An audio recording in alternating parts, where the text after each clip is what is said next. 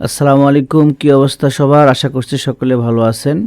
তোমরা যারা অনলাইনে কাজ করো, তোমাদের বিভিন্ন কাজের সুবিধার্থে তোমাদের গুগল ক্রোম ব্রাউজারটির অনেকগুলো ব্রাউজার প্রয়োজন হয়। তো সেই বিষয়টি তোমরা কিভাবে করবে সে বিষয়টি আজকে আমি অতি সহজে দেখাবো।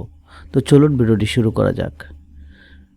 তো এটি করার জন্য আমাদেরকে ক্রোম ব্রাউজারটি ওপেন করে নিতে হবে এবং আমাদের এই প্রোফাইল আইকনে ক্লিক করতে হবে।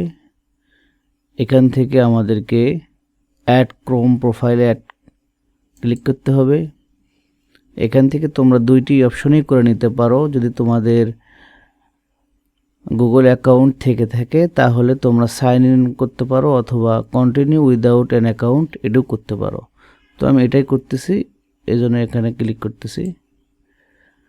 এখানে তোমরা ইচ্ছা মতো কালার দিতে পারো, তোমাদের ব্রাউজারে কোন কালারটি দেখতে চাও সেটি তোমরা এখানে দিতে পারো থিম কালার হিসেবে। আমি এটা দিলাম এবং এখানে একটা নাম দিতে হবে, যেমন এ এটা দিয়ে রাখলাম।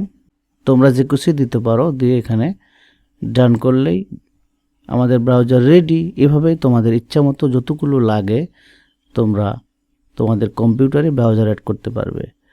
আশা করি ভিডিওটি ভালো লেগেছে। ভালো লাগলে লাইক করবেন, শেয়ার করবেন এবং সাবস্ক্রাইব করে দিবেন। Okay, bye bye, till then, tata, আল্লাহ হাফেজ।